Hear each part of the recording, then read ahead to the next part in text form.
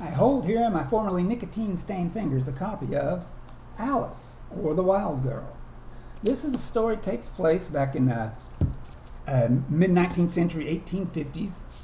Lieutenant Henry Aaron Byrd is being sent on a mission to the Tonga Islands to investigate some murders that happened there. Some American sailors on a whaling ship had been killed by some the residents, natives on Tonga. Now, the Navy doesn't really want to do an investigation into this, but they already know what happened. They went ashore, got in a fight, got killed. There's no need for this, but the constituents in Boston, they want this investigation. So they're going to send Lieutenant Byrd on a ship, the USS Fredonia. And Byrd is 55 years old, and he's still a lieutenant. Now, by that age, if you were a very competent officer, a very good officer, you'd probably be a captain by then, pretty close. But he isn't, and he knows he's being sent on a fool's errand. And sure enough, they get to that island where the attack occurred. There's not much evidence there. There's nothing to make up a crime report, and so they leave. And then they come up on an uncharted island. Now, the Byrd is exciting because Byrd wants to name an island after himself. And back then, you discover an island. I guess it's probably still today, if you come up on an uncharted island, it's not named, you can name it after yourself.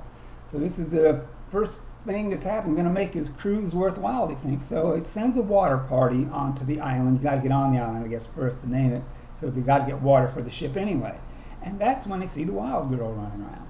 A little, maybe 9, 10, 11-year-old girl running around out in the forest. So they finally catch her and get her out onto the ship. They got a doctor on the ship that's going to examine her. Now, how's he going to examine her? She's a wild thing, right? She's scratching and clawing at him. So the doctor calms her down with drops of laudanum. Laudanum is an opium solution used for pain, very addictive. They made it illegal decades ago. So that's how he gets her calmed down. And that evening at supper with the captain asks him, how is she? And the doctor says she's an idiot. She can't talk. He can't tell if she can hear or not. Byrd's not so sure she's an idiot. He's hopeful anyway. So he asked the doctor, is it possible, though, that she might be cured? Perhaps she's not a true idiot. Byrd strove to sound scientific, conscious as he was of his lack of education. He was thinking about cases he had read of, those of children who had been raised in the wild outside of human society, who had run on all fours and howled at the moon, deprived of speech and all custom. There had been a famous French case where a doctor had partially cured just such a wild boy. He'd been made to wear suits and recite his name, things like that. Perhaps because of her long isolation, Byrd ventured. Might it be the case that she has simply regressed to some kind of animalistic state?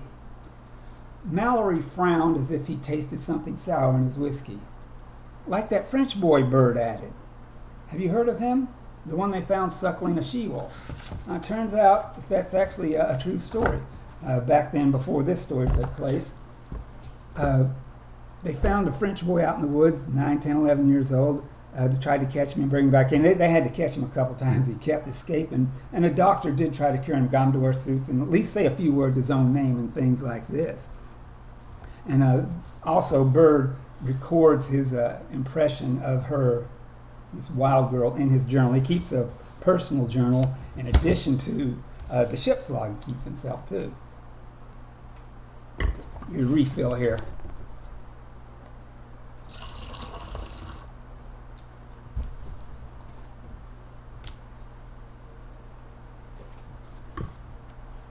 So here's his impression of her. He writes in his journal, she shows no understanding of a photograph or even a mirror, as would be expected of any girl her age. When not directly threatened, she seems to have no concern for her situation. She is partial to certain sounds from without, such as the ship's bell. To others, such as speech, she seems entirely deaf. Her attention is much like that of a dog's, wandering unfocused from one object to the next, each a source of momentary fascination, which is then entirely forgotten. And one of the things Byrd is teaching her, or stumbled up on accident, Bird has a cabin boy that runs his errands for him, and he calls a cabin boy with the ring of a little bell in his quarters. So Alice found out if Alice rings the bell, the cabin boy Victor shows up at the door. And so he lets her do this. She rings the bell. Victor comes. What is it, sir? What do you want? Nothing, Victor. Go away. So Alice grabs the bell again, rings it again. She gets a kick out of watching Victor come to the door every time she rings that bell. So then they're getting ready to head home. They've got to go back to the East Coast. And back then, when no Panama Canal, you had to go around the Cape Horn. Drake Passage, I think they call it. If you watched any movies, old-time movies, or even newer movies, water is really rough there. And what happened was one of the officers fell off the mast and got killed. So when the ship makes it back to port, what's going to happen? There's going to be an investigation. And the problem with this investigation for Bird, anyway, is that he's not much respected by the crew. So when it comes time for the investigation, he walks into where they set up a place, I think in a hotel dining hall. Bird walks in for the hearing, and all the officers of the ship, most of them, some of them didn't bother to show up, are sitting at the table like this. So he knows he's in trouble. He signs a letter of resignation, not going to put up with this, asks if he can keep the girl. They say yes because they can't find any of her relatives. So he takes the girl back to his home in Norfolk, and he's got a plan. What he's going to do is start a lecture tour. Because while they were gone, the ships crossing the ocean would send mail. Some of the mail got back to the United States ahead of his ship. Word got out that they'd found a wild girl. So he wants to start a lecture tour, take her around with him. But the thing is, Bird sees it also as an opportunity to give himself a reputation.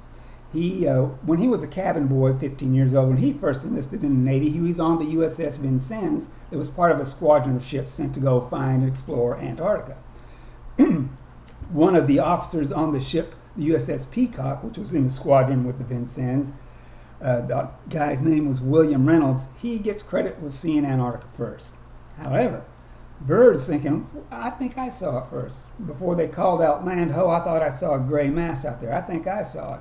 So that's what he wants to put in his lectures. Also, he's going to embellish his exploits during the Mexican War, also exploits with fighting with natives on islands throughout the South Pacific. And in fact, during the lecture tour, he finally just gets to the point, I discovered Antarctica, or I found it first, I just don't get the credit for it. But the thing is, Alice, she's still wild. You can't completely tame her, so you know what he does? Keeps giving her the laudanum that the doctor used to calm her down. And so she might be getting addicted to it, because if she goes without it, she starts getting wild again. So he keeps giving her this laudanum, taking her around on this tour. While they're out on that tour, they get this weird letter. Somebody named Frank Kelly says, I am Alice's uncle.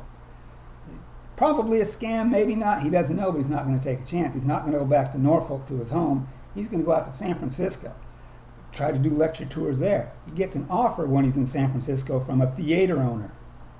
He wants to do a play on Alice. He's going to get an actress, one of the highest paid actresses in San Francisco at the time.